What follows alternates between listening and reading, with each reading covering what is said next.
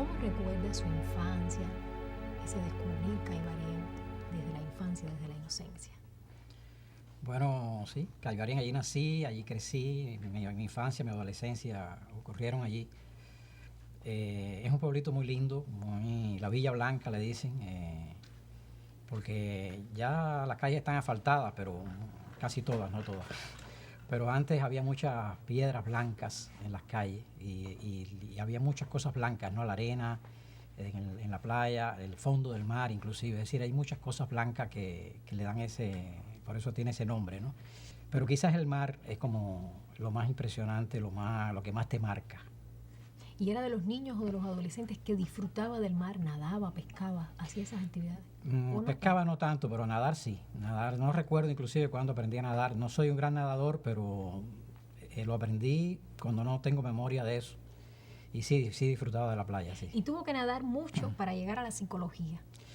No, hace poco yo me encontré un documento que yo escribí estando en secundaria básica, cosa rara, y decía allí que quería ser psicólogo. Es decir, que parece que venía de atrás y yo no recuerdo exactamente cómo llegó eso a mi vocación. Tal vez no en la adolescencia, pero cercano a esa etapa, ¿no le interesaban entonces la comunicación, el periodismo, o sí le interesaba? Sí, yo creo que sí. Estando en el pre, hacíamos un boletín que se llamaba Los Perales Nuevos. Y también contribuíamos a una publicación que se hacía de páginas de la historia, que se hacía a nivel de la provincia. Es decir, tenía ya cierta vocación desde el pre. Y en la universidad, cuando estudiaba psicología social, quizá una de las materias que más me gustó siempre fue la psicología de la comunicación. Bueno, hoy usted es un psicólogo, doctor en ciencias de la comunicación, y durante más de 10 años, creo que más de 12 o 12, laboró en el Centro Martin Luther King como coordinador del programa de comunicación de esta institución, defendiendo la comunicación desde una perspectiva muy feliz. ¿Por qué la comunicación popular? Bueno, responde a una concepción y también una metodología de trabajo que tiene como inspirador principal a Paulo Freire, ¿no? Y tiene un principio muy sencillo. Primero, nadie lo sabe todo, nadie lo ignora todo, y por lo tanto el conocimiento siempre es una construcción colectiva. Esto es un modelo de comunicación que se basa en el diálogo. Escuchar, aportar, volver a escuchar, volver a aportar, en un proceso que es infinito porque nunca terminamos, nunca llegamos a agotar el análisis de nada, pero bueno, por el camino se van tomando decisiones y se va actuando, porque tampoco podemos paralizarnos en el diálogo. Usted ha dicho en otras oportunidades, a propósito de este paradigma de la comunicación, que los sujetos que participan de ese proceso siempre deben tener una actitud crítica, deben ser sujetos activos ante lo que escuchan, ante lo que ven, ante los mensajes que reciben. Y ha dicho también que para ser un sujeto crítico ante los demás o lo demás, primero hay que ser crítico con uno mismo. ¿Qué le sucedió con su hijo Pavel, su hijo mayor, cuando comenzó a acercarlo a esta filosofía, a este estilo de vida?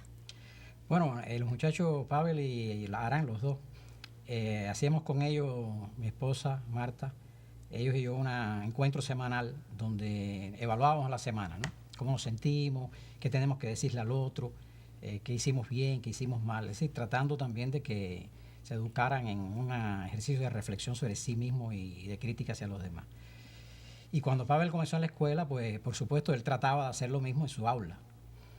Y a veces se le pasaba la mano en la crítica y a veces se le pasaba la mano en la autocrítica.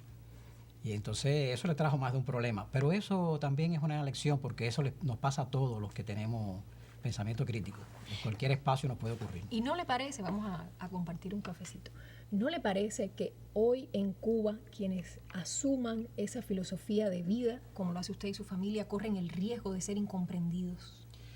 En todas partes, no solo en Cuba. Lo que predomina en el mundo son modelos transmisivos. Lo que predomina en el mundo son asimetrías muy grandes, basadas en la desigualdad, basadas en modelos de dominación. Y cualquier que emprenda el camino de la emancipación, y esta es una de las aristas de un camino de emancipación, encuentra dificultades, desafíos, obstáculos, momentos difíciles. Hay que pagar un precio muchas veces. pero vale la pena, como diría Calviño.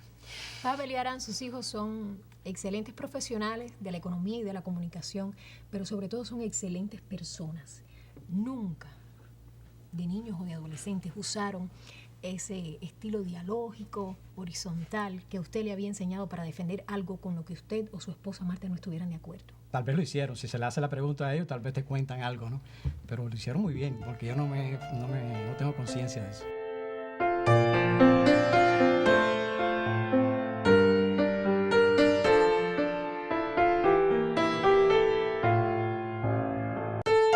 Profe, esa vocación de escuchar al otro, de respetarlo, de aceptarlo, ¿pasa necesariamente por el filtro de una vocación teológica? No, no necesariamente. Inclusive puede haber una posición teológica transmisiva, dominadora, y hay personas que practican desde una posición teológica una disposición al diálogo. Pero en el mundo secular también, personalmente provengo de un mundo no teológico, aunque he trabajado en el Martin Luther King, pero como tú sabes, es un centro macroecuménico, donde convivimos creyentes y no creyentes y creyentes de distintas denominaciones. Es un ejemplo concreto de lo que es la aceptación de la diferencia, y no solo la aceptación, sino la comprensión de la riqueza de la diferencia, pero no necesariamente tiene que pasar por una fe religiosa. Usted ha dicho otras veces que decía, debemos formar sujetos críticos que estén atentos a los mensajes que recibimos. ¿No sufren más esas personas que están activas, que están atentas, que critican, que cuestionan lo que oyen? ¿No sufren más? Yo creo que ahí la diferencia sería que hay quien entiende la crítica como negatividad, como rechazo, como estar buscándole la quinta pata al gato para rechazar, Sin embargo, yo creo que es mejor entender la crítica como la capacidad de discernimiento. Es decir, de aquello que veo, de aquello que experimento, de aquello que me dicen, etcétera, etcétera. ¿Qué puedo sacar de positivo? ¿Qué puedo sacar de bueno para mí, para mis semejantes? Si tú tienes una buena capacidad de discernimiento, no tienes por qué ser un regañón, no tienes por qué ser un amargado. Disfrutas de la vida, aprendes a sacarle a cada cosa de la vida lo mejor que tiene.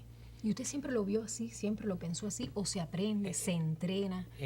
Se va aprendiendo y nunca se acaba de aprender, porque uno mismo muchas veces, aunque lo has interiorizado, lo has reflexionado, lo has hecho consciente, muchas veces te atrapa en la cultura donde has sido educado, que no es exactamente ese tipo de cultura. Y hay que estar siempre como atento, ¿no?, a uno mismo, pero sí es un aprendizaje permanente. Por eso usted dice que cuando uno desde una posición de poder tiene determinadas responsabilidades, siempre tiene que estar alerta contra uno mismo, todo el tiempo. Exactamente. Bueno, uno de hecho siempre está en alguna posición de poder, ¿no?, con respecto a otro, con respecto a otra. Y uno siempre tiene que estar sumamente atento para, primero, no dejar de oír. Porque cuando dejas de oír, comienzas tú como a tener como un soliloquio, ¿no? Tú empiezas a hablar y hablar y hablar y terminas hablando contigo mismo. Y el que dirige no puede hablar consigo mismo, el que dirige tiene que inevitablemente que tener una relación de comunicación real con los demás. Y entonces se corre mucho riesgo, pero también se corre el riesgo de ser abusivo, de no ser justo. Por eso es que sí, en cualquier posición de poder que estemos, por muy pequeño que seamos, debemos estar alerta, ¿no?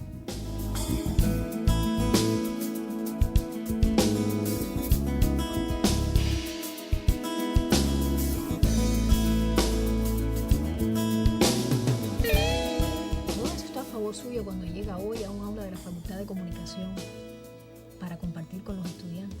Sí, por supuesto. El modelo comunicativo también lleva un modelo pedagógico incluido, que es el modelo justamente que viene de la educación popular. Y eso facilita el trabajo. Por supuesto, la docencia en la universidad tiene determinados requerimientos que no te permite hacer exactamente la aplicación del modelo pedagógico de la educación popular, pero puedes hacer muchas aplicaciones, hacer la enseñanza mucho más activa, poner a pensar a los muchachos, a leer, a discutir.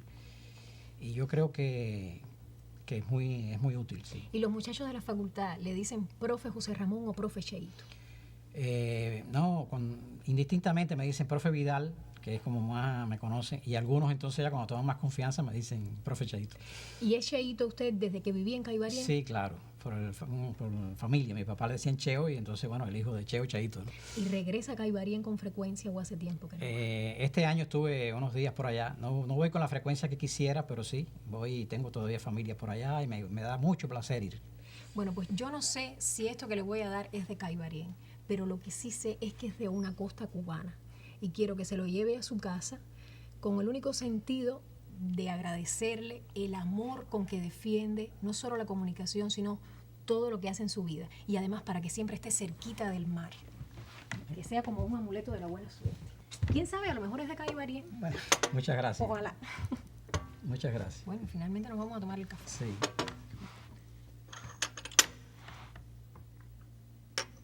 Qué amargo, porque